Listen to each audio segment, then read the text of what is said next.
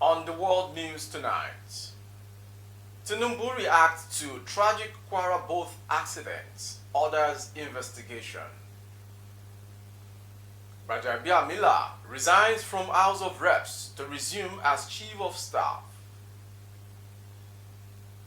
Nans visit Tinubu wants Asuu, NBA removed from board overseeing operations. FG collected 710 billion naira VAT January to March NBS. And on sport, Lone Star step up preparations for Super Eagles clash. I am Morire Rabila Lawal. Now the news in detail. President Bola Ahmed Tinubu has reacted to the tragic boat accident that claimed the lives of over 100 individuals attending a wedding in Igbo village, located in the Patiki local government area of Kwara State. Information report that in an official statement issued by Abiodun Oladujoye, the Director of Information in the Federal Ministry of Information, President Bola Ahmed Tinubu expressed profound sadness regarding the both mishap that occurred in Kwara State, resulting in numerous fatalities. The President extended his heartfelt condolences to the bereaved families and friends of the victims, offering his sympathies during this difficult time. Emphasizing the need for a thorough investigation into the circumstances surrounding the boat accident, President Tinubu urged both the Kwara state government and relevant federal government agencies to join forces in this endeavor. He further pledged that his administration would address the challenges facing inland water transportation across the nation to ensure strict adherence to safety, protocols and operational standards. President Tinubu called upon the Kwara state government and the pertinent federal agencies to collaborate closely in order to determine the immediate and underlying causes of this unfortunate accident. Additionally, he stressed the importance of providing immediate relief and essential assistance to the survivors and the families of the victims.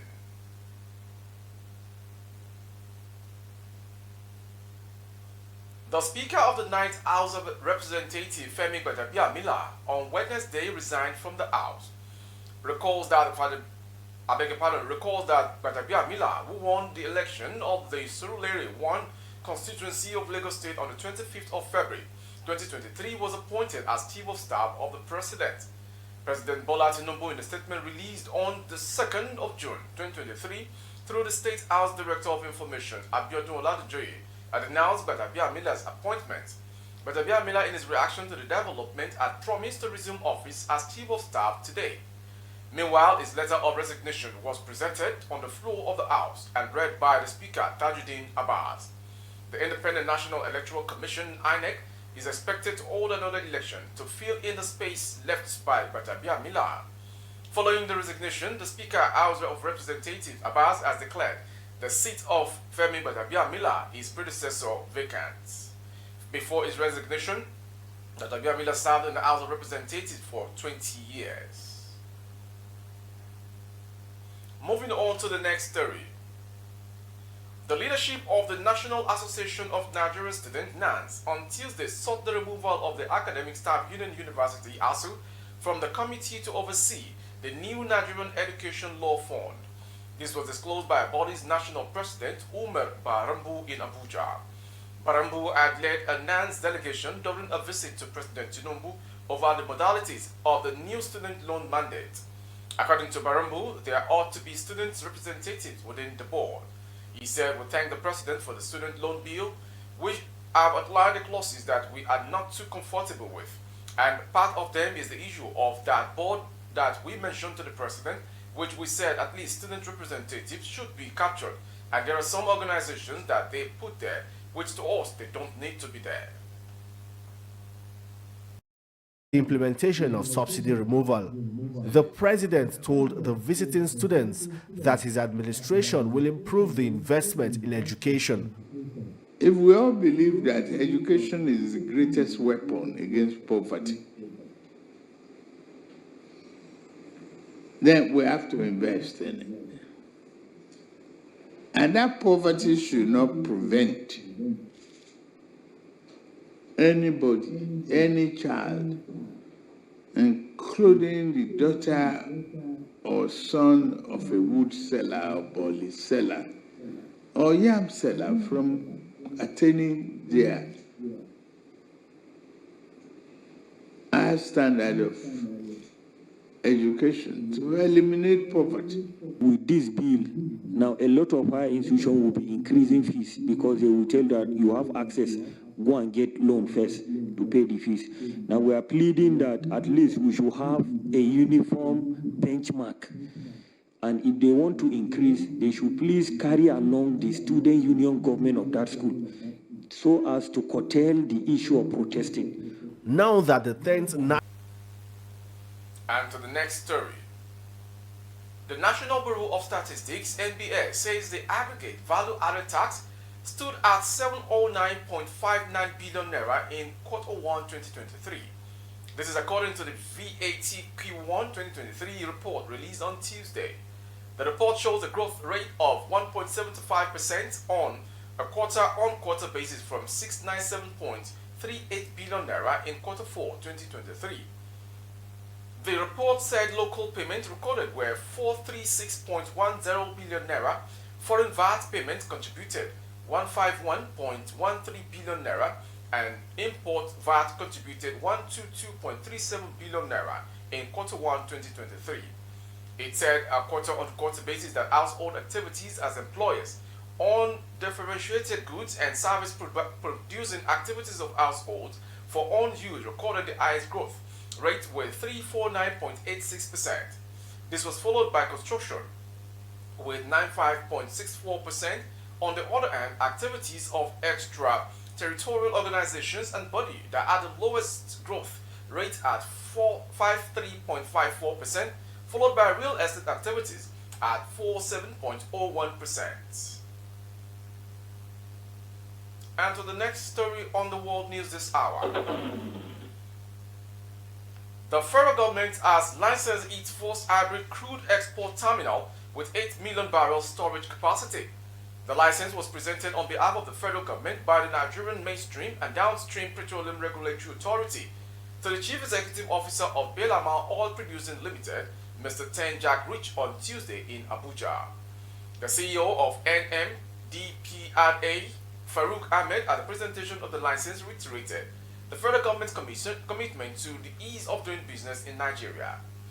The NMDPRA board explained that, except in accordance with the appropriate license by the authority, no company or entity has the right to engage in any exploration activity in the country, except the two companies.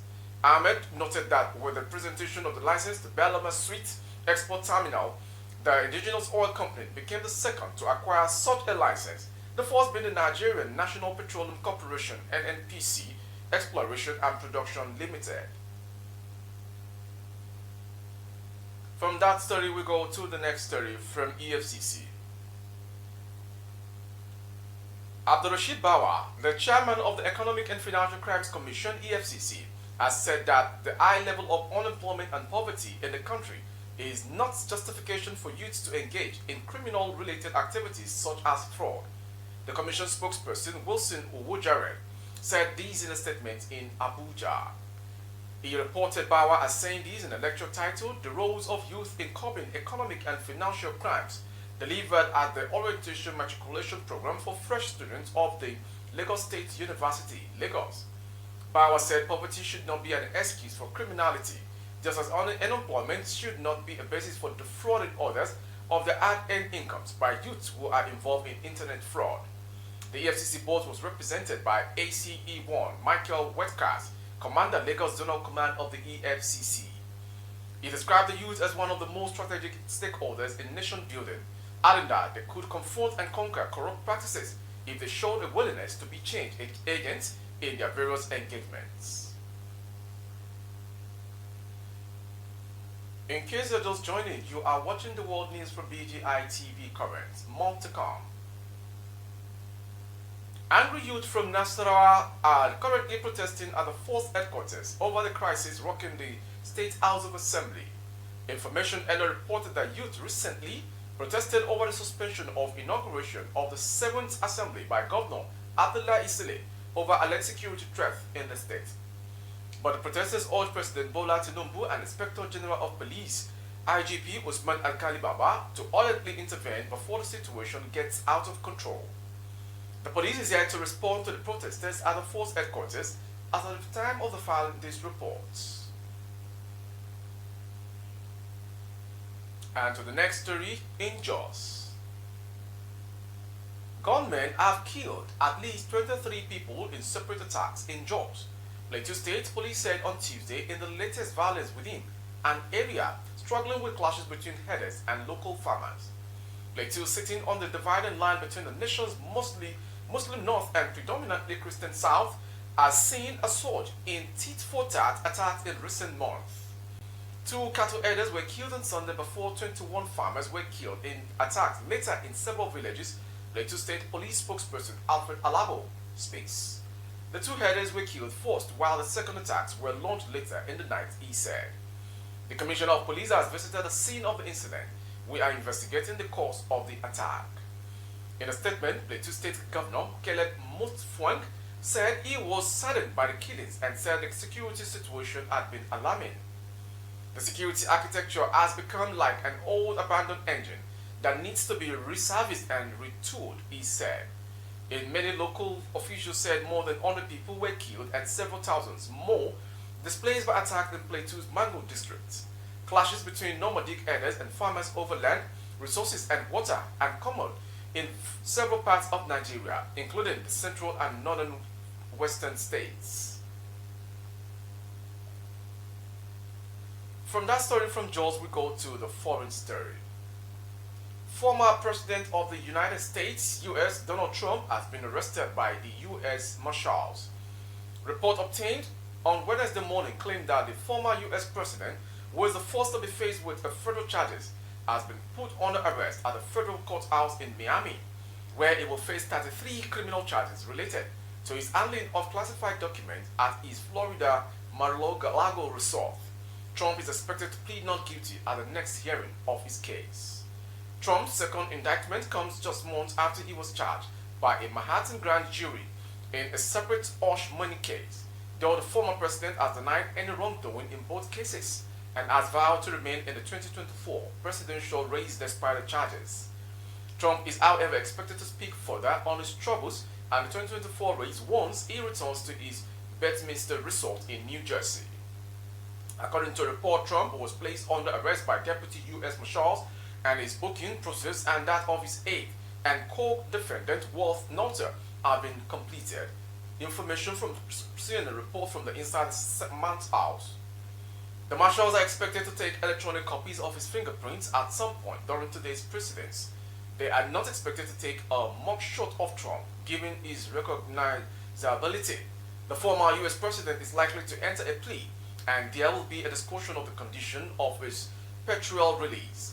Trump could also be faced with some restrictions on his conduct as the case moves forward. Tuesday's proceedings will be overseen by a magistrate judge expected to be Jonathan Goodman, who is the magistrate on duty in Miami this week.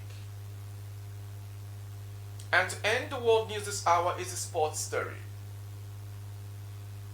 Lone Stars head coach John Kester now has the full complement of all the invited players in camp for his weekend 2023 Africa Cup of Nations qualifier against the Super Eagles of Nigeria.